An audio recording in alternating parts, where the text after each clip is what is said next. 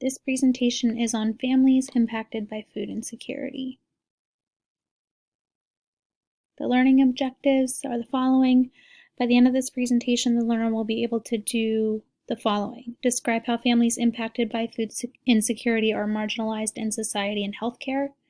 Describe how families impacted by food insecurity face issues related to health equity and access to healthcare.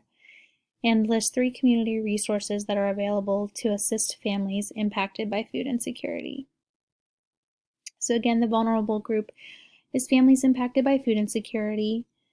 Food insecurity is defined as the disruption of food intake or eating patterns because of lack of money and other resources. And this is defined by the U.S. Department of Health and Human Services.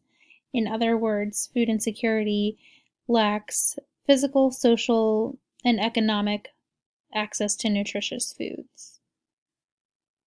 The occurrence of this is unfortunately quite high. In 2014, there were 17.4 million U.S. households that were food insecure at some time during that year. So that's not 17.4 individuals, that is 17.4 million households. And this was taken from the U.S. Department of Health and Human Services. Food insecurity is not the same as hunger, but hunger is a possible outcome. Food insecurity has 4 stages: food secure, food insecure without hunger, food insecure with hunger less severe, and food insecure with hunger severe. So again, as mentioned in those 4 stages, not all of them experience hunger, but hunger can certainly occur with food insecurity as well. Vulnerability and marginalization. So food insecure families are often marginalized in society. People of low socioeconomic class are at higher risk for experiencing food insecurity because of decreased income or total lack thereof, which can cause a decreased affordability of food, let alone nutritional options. So sometimes these families are forced to kind of eat unhealthier foods just because they're cheaper, and that can cause an increase in obesity. A study was done by Ehab et al., and they did find that obesity rates were higher in low socioeconomic and food insecure women. Of course, the general public tends to have kind of a negative attitude or perception towards obese people, which can affect the obese people both psychologically and physically. Furthermore, recipients of food assistance are stigmatized by the public as lazy, poor, or looking for a handout. In healthcare, lack of access to nutritious foods can lead to serious health problems. Youth who experience food insecurity are more likely to experience it in adulthood as well. And when youth with special health needs move from a pediatric to an adult care system, there may be barriers with that adult system that are not prepared to care for those needs, which we'll talk about some of the effects that food insecurity can have on youth, upcoming in the next slides.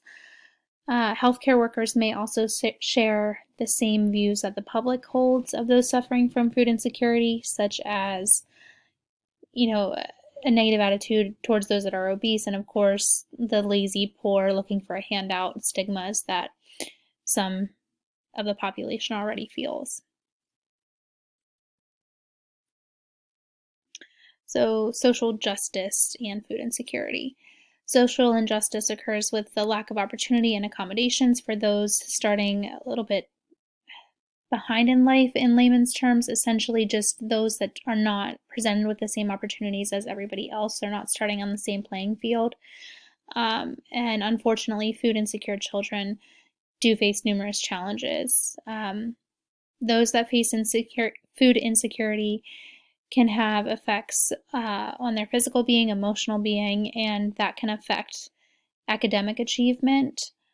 Down the road, there may be difficulty with getting transportation to a job, credit to buy a house, or the health to maintain a steady work schedule, all because of the effects from food insecurity during childhood.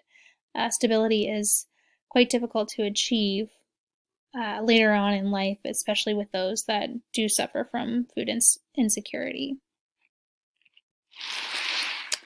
So, access and equality of care.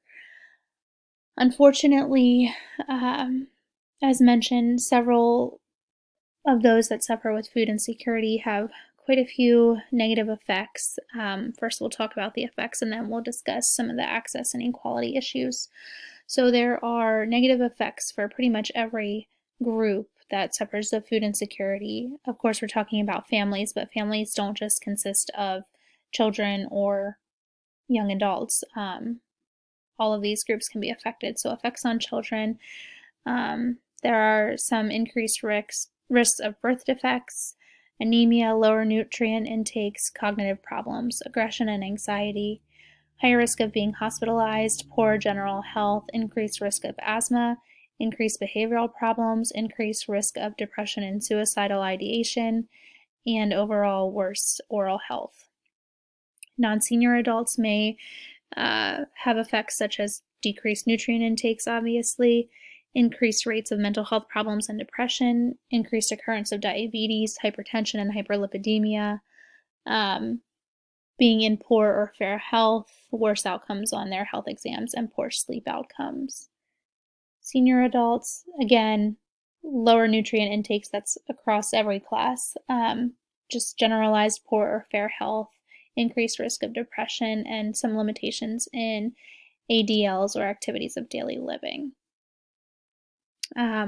So all of these effects can cause decreased access. Those that are having an effect on their physical, emotional, mental health may not either one have the means to go get care or to even feel like receiving care. And then unfortunately, the equality of care is not quite the same. Again, some of those stigmas are carried over, and healthcare providers kind of generalize these classes as being lazy versus kind of taking a look at the big picture and the causes that led to the food insecurity. Some solutions to food insecurity are increased screenings, increased availability of resources at public service areas like schools, hospitals, churches, and community centers, and additional and increased follow-up with at-risk families. I felt like this graphic was really helpful as far as solutions that can be done at a healthcare site, which is obviously applicable to most of us. So, as mentioned, conducting food insecurity screenings, and then from there, you can kind of go one of three ways, referring, the family to food bank programs and food pantries, hosting new food distribution programs, which can include an on-site pantry, mobile food distribution, or emergency food bags, boxes, or meals. And then also connecting patients and their families to additional programs such as SNAP, WIC, etc., which will also be discussed further in the next slide. So again, some of those resources are SNAP. SNAP stands for Supplemental Nutrition Assistance Program, and they give monetary assistance to people in eligible low-income households to purchase food at grocery stores and supermarkets. SNAP is a national program, but I provided the information for our local Lancaster County office and the phone number and website as well. Women, Infants, and Children Program, or WIC, provide nutrition services, breastfeeding support, healthcare, and social service referrals, and healthy foods to women, infants, and children that meet income guidelines and medical or nutritional risk. Again, that is much larger than just the Lancaster County program, but I did provide the local information with their address and phone number listed there. And then another resource is Meals on Wheels. They prepare and deliver meals to those with physical or mental handicaps, the elderly living alone, or those who have limitations from illness or injury. And listed there is the Lancaster Meals on Wheels information. And then the next two slides are just the references that I used for this presentation. Thanks so much for watching.